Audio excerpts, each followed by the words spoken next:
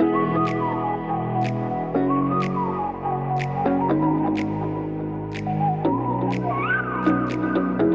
guys, I'm Laura. Welcome back to the channel. It is Monday the 11th of May.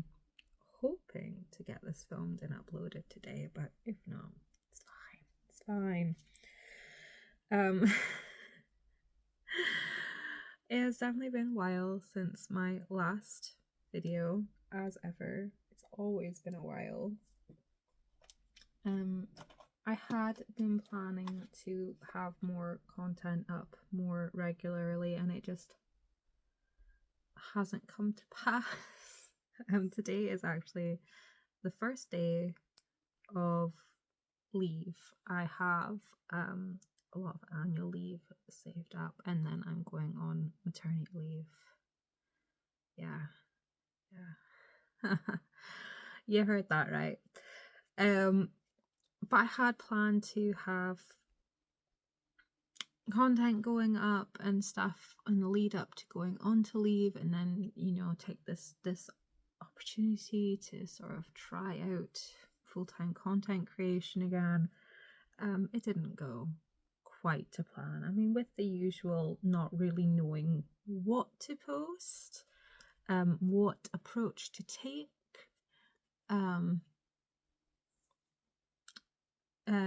I also had we got hit by the cryptosporidium. I'm not sure if it's a virus or a parasite. I'm not actually sure if I'm even saying that correctly, but it has something to do with livestock, particularly sheep and lambs. And with it being lambing season, a lot of families have been taking their young kids to farms and feeding the lambs, and apparently not washing their hands properly afterwards because the little kitties have been taking it back into the nursery settings, spreading amongst all the other kids, and it's been out into the wider populace. So about 2 weeks ago now, our little Rosie got sent home. 2 weeks ago now, and because she'd, you know, been ill, and you can't be at school for X amount of time after you've been ill, and with her asthma, we were worried it was. And with her asthma, we were concerned that it was actually an asthma attack that had gone unrecognized, which has happened. But then the other symptoms start to present themselves, and they are not pleasant, guys. They are not pleasant. So she was ill from that Tuesday all the way through to the Sunday. So like 5 days solid of this horrible sickness and diarrhea, and I mean it was horrible. But it passed. Rosie's a lot better. But around Thursday of that week, I started to feel a bit and I had a fall on Thursday after work, and then I had another fall on Friday, and I have this like massive bruise, like it's a bruise like the size of my hand on my leg where I fell. So I wondered if it was just overwork, strenuous, because, you know, I work housekeeping. Cats. Because I work housekeeping, I thought maybe I was just overexerting myself, and that you know, the fall and the bruise was causing me to have like a drop in iron levels or something. And then, because I just kept, I don't want to go too much into it, but like this last week I was left to do a lot of work on my own, like quite intensive. Like if you weren't pregnant, it would be fine level of work, but being pregnant is not a fine level of work at all. It's overexertion. But I was left myself to do it for most of the week. So I was actually, it felt, although it was just exhaustion. And then on Friday, this past Friday, oh my goodness, the nausea, the pain, I had shooting pains up my leg. I was this close to calling triage. I hadn't been able to eat properly since Tuesday. Oh, it was a whole deal. It was a whole ordeal. I'll explain this in a moment. And just generally, since Friday, I have spent most of my time either sitting down, laying down, or napping, because I just have not had the energy to function. And it turns out I had the symptoms presented themselves this week, if you get what I mean. Luckily for me, it wasn't the sickness side. We'll leave it there. Although I will say, last time I was pregnant, I had norovirus. Again, brought home from nursery. Gotta love nurseries, huh? And oh, pardon me, I kid you not, I only had it for like half of a day, like 3/4 of a day. I ended up tallying how many times I was sick with norovirus, because it was like bordering on maybe I'm gonna have to go like call someone or pop it to the hospital, because I was sick over 30 times in less than 12 hours. And then it just stopped. And later, like a couple hours later, I felt a bit more myself, and I had half an apple. And when I tell you it was the most delicious apple I've ever had, I'm not exaggerating. Like on Saturday night, I had a bit of an appetite, so I got into my head to have some Weetabix, and it was the most delicious Weetabix I've ever had. Like, Weetabix is so delicious, guys. So tasty. But here we are on Monday. I'm feeling considerably better. I'm not in as much pain as I was. Significantly less pain, and I feel a bit more strength in me. Like, I was really weak yesterday, and my head feels like it's still a bit full of cotton wool. I was like, I don't know what to do with myself. I have all this stuff that I could be doing, but my brain is just not up to it. And when I say going on school run this morning was the longest I have been upright since Friday.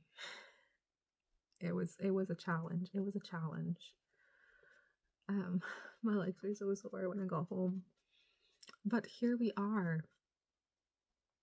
I'm feeling a lot better. I still have my eldest son.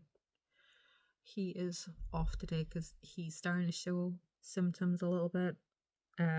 It's just making its way through us. Luna's had it. Mikey has kind of had a bit of a and Nick has had a little bit as well. None of us have had it as bad as Rosie had it. Rosie got the full force of it, poor darling. But yeah, here we are. So everything I had planned to do in the past 2 weeks in preparation for today, on hold.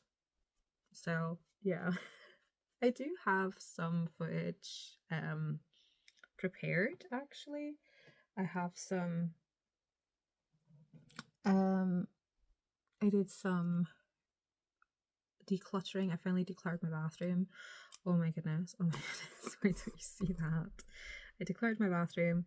I decluttered my bathroom. I did some sort of Project Pan videos, and hence this. I also did a repressing video to go along with the Project Panning content. And I also came to a few conclusions about how my content should be moving forward, and I've decided to go for yet another rebrand. I kind of just went with what felt good at the time, and this one technically isn't a rebrand on this channel. It's more of a backtrack. I want to talk about makeup. I want to talk about mum things, and I don't know. It's just the thought of having to do another channel separate at this point in time. It feels like too much. But also it kind of melds into the style of content I create. I often do a lot of talking get ready with me. So if I want to express information, get ready with me is the way to go. And we're going down the whole getting my shit together, getting stuff ready for moving, downsizing for moving, all of that, and talking. I want to delve back into getting debt free and becoming self-sufficient, and all that. So I've kind of backtracked to the title Makeup and Mum Life, which is what I had before I moved to this house. I kind of I moved my I was originally that gallery girl, and then I sort of the next incarnation was Makeup My Mum Life, and then all of that mental health drama stuff happened, and I settled on Laura et al. And no, I feel like, while that was a good decision at the time, it's not the best decision for going forward. So I don't know why I sprayed my face when I haven't put my blush and stuff on. Head full of cotton wool, guys. Head full of cotton wool. So I've backtracked a little bit, and this is now going to be, or should currently be, Makeup and Mum Life. And my writing channel is no longer going to be Laura et al. Romantic. It's going to be Laura Loves Romance. And this channel will be linked to the blog That Mum Life. The other one will be linked to the website Laura Loves Romance. So I will have blog posts going up alongside video content, and I can't always make video content about everything. Sometimes I want to just write things out, and they will be on the websites, and I will try and set up newsletters for those new websites so that you don't miss anything. I kind of miss the old blog days. Like, Instagram and everything's great, but I liked blogs better because there was less external noise. You know, it's very cursory, it's very like window shoppy. It's less community. It's like we're not sitting down gabbing about things. We're just browsing, looking in the windows of people's lives rather than getting to know people.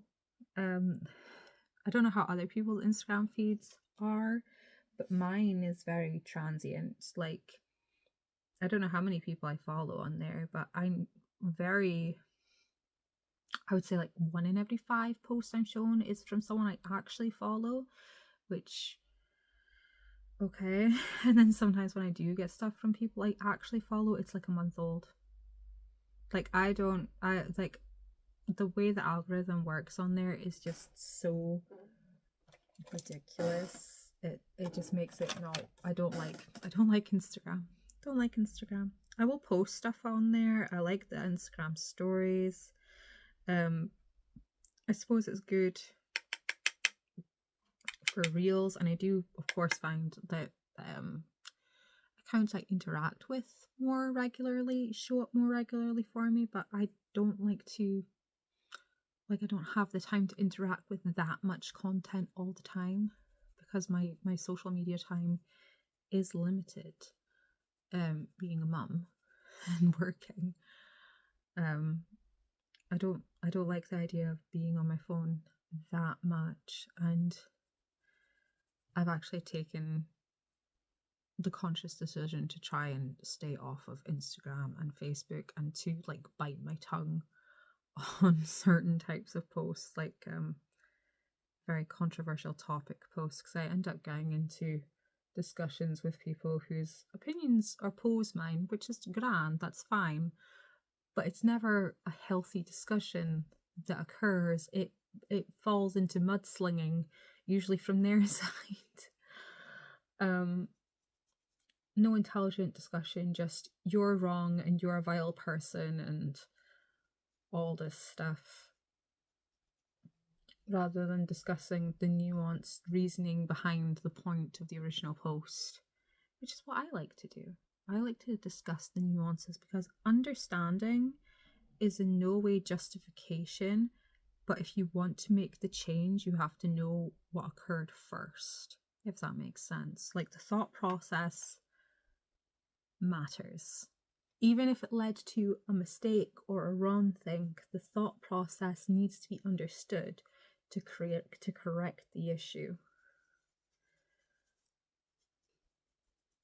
So cycling back, whilst I'm still kind of in recovery this week, I will be trying to make some content, and I'll be editing the content I have and getting it up, and I've got some blog post ideas that I would like to post.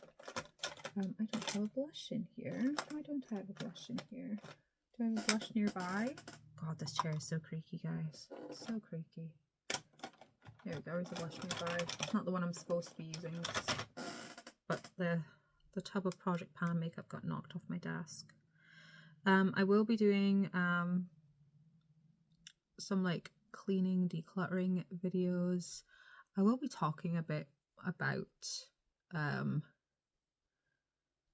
large family life in small quarters, and I might expand more on my opinions about stuff, clutter, mess, and filth, if that makes sense, because with everything that's been going on with the Austins, and I tried to film a video about this before, but it got very, very long-winded.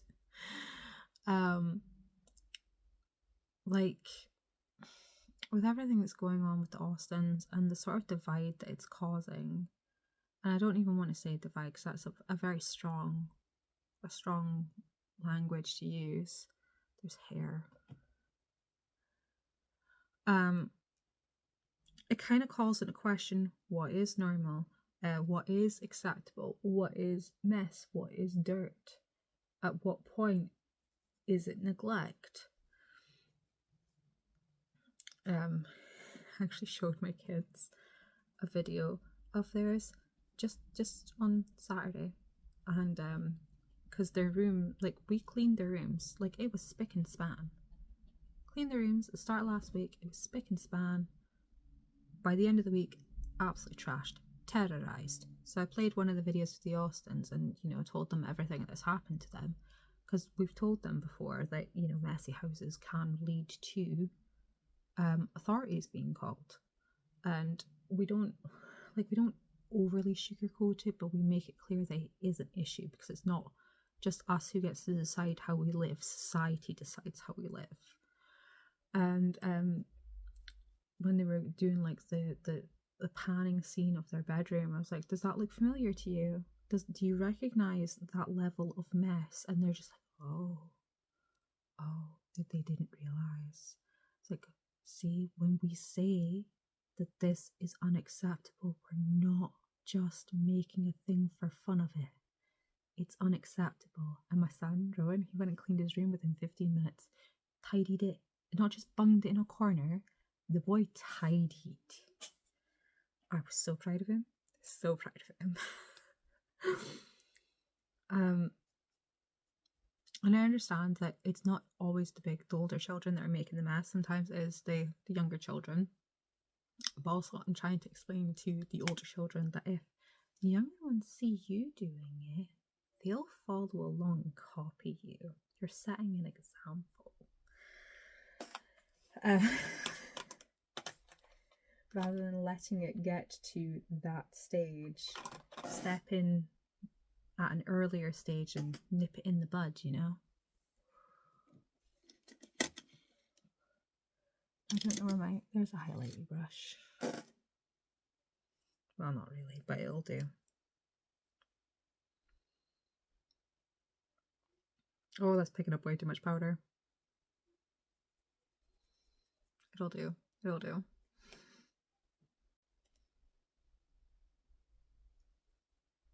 So yeah, I will have some like cleaning content and some, I don't want to say like sociological, cultural discussion, but it's basically what it is.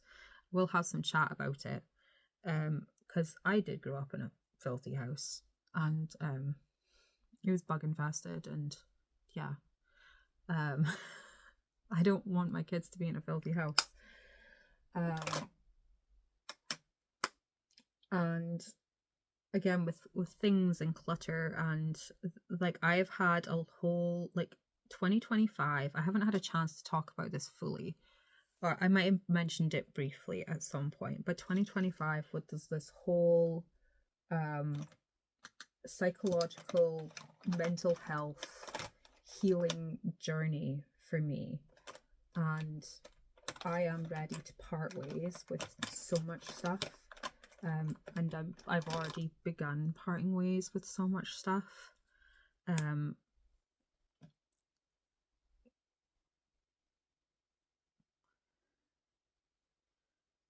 It's kind of like the acquiring of things. I was in denial for a while. I've admitted that the acquiring of things was a sort of external bandage to internal problems that I needed to work through. And same with clinging on to things that I don't really need. But yeah, so lots of cleaning, lots of decluttering, moving with less, bringing down debt, talking about mum life and things, and how, again, been going through a lot of healing with my childhood trauma and understanding things. And it really helps with nervous system regulation and being able to remain calm and level-headed and understand situations a lot better. And I will probably go into this more in a future video when I break it down in detail, but COVID era me was not a good mum. I was not a good mum. I was a passable mum. I was a functioning, surviving mum, but I was not a good mum. I wasn't. I was a bit shit. Now I wouldn't necessarily say I'm a what would pass for a good mum now. But it all depends on the criteria that you use for being a good mum. Like, I no longer seek to control every situation like I used to. I used to be caught in this idea that if your children are having tantrums, that means you don't have control of them and that you're basically a crap mom.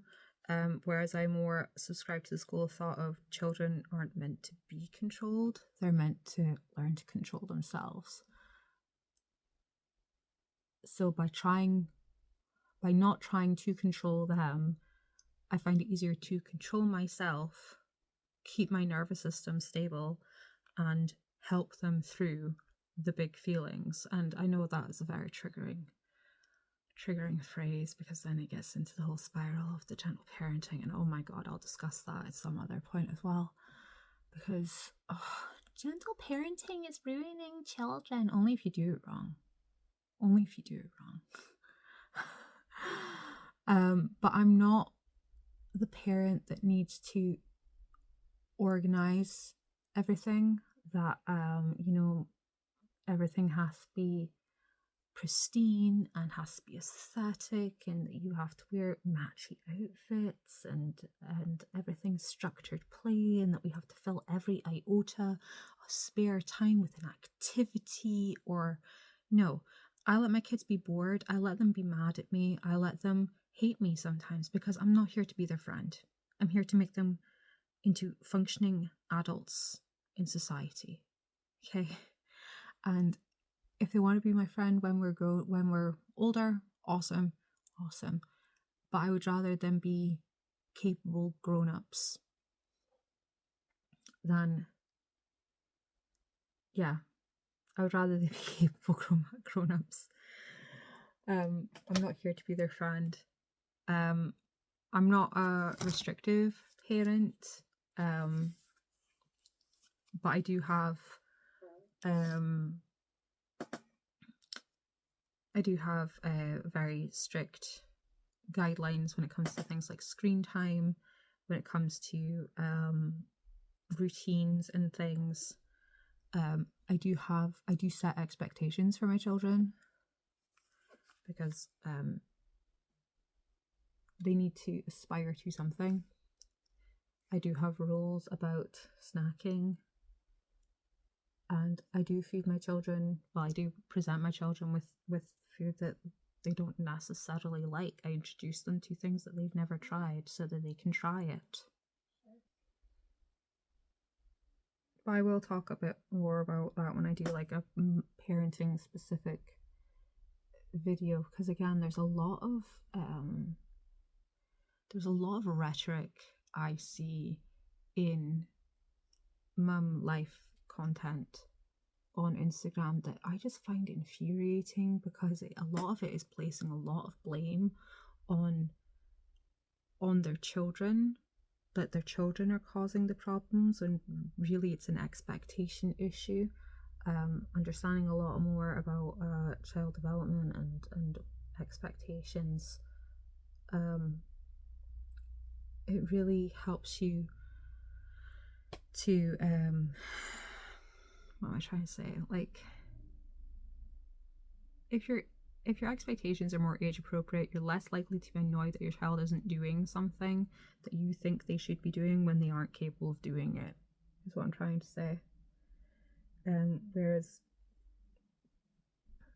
no, I know I'm not an expert. I know I'm not like qualified in these areas, but I will say so many people are so quick to be like, oh, my son has ADHD because he just won't sit still. It's like, honey, first of all, you have a boy.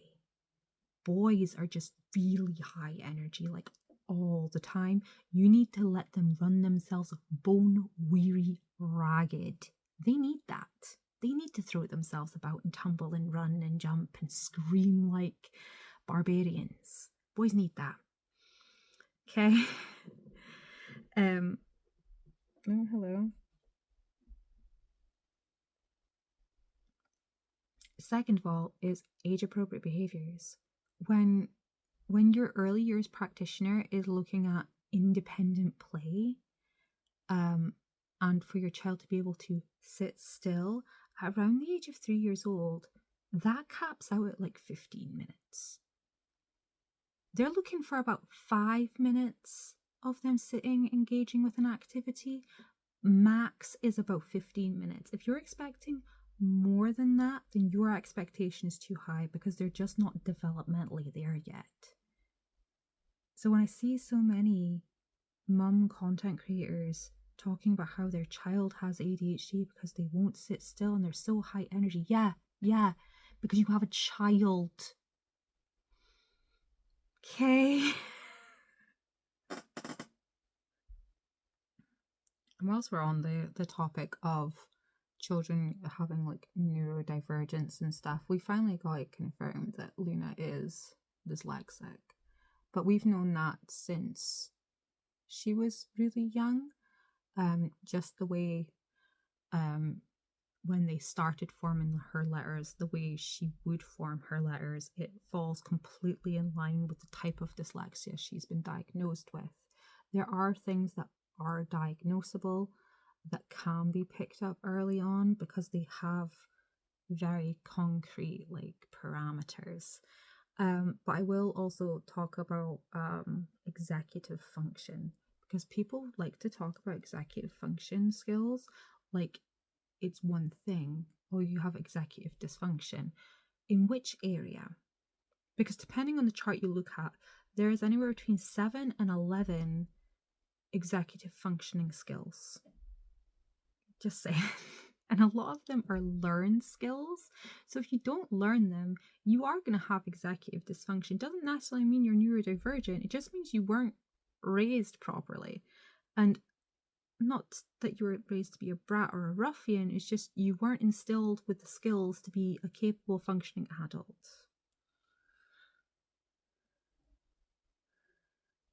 Because I certainly wasn't raised to be a scruff or a ruffian, but I certainly wasn't taught how to clean a room. And if you have executive dysfunction, the being able to tidy a room from start to finish is a huge feat.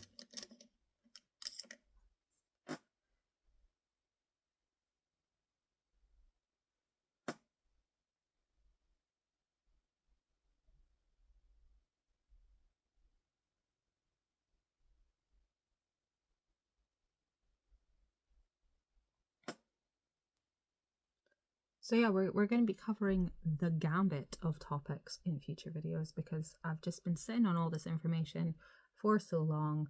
I'll be putting up lots of little blog posts about things I want to talk about faster than I can talk about in video format. So you can look out for that. I'm by no means saying I'm some kind of parenting expert, because I'm not. I've just done a lot of trial and error, and I want to share the things I've found. Save y'all the heartache and stress, because there's been a lot of that.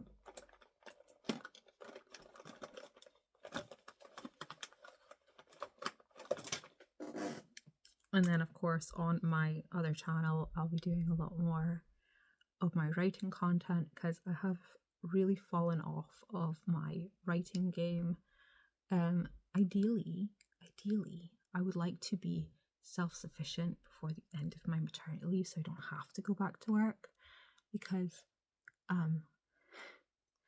work has not been fun lately. I mean, I know work shouldn't be fun, but like, it's gone to the point where I was dreading going into work, like dreading it.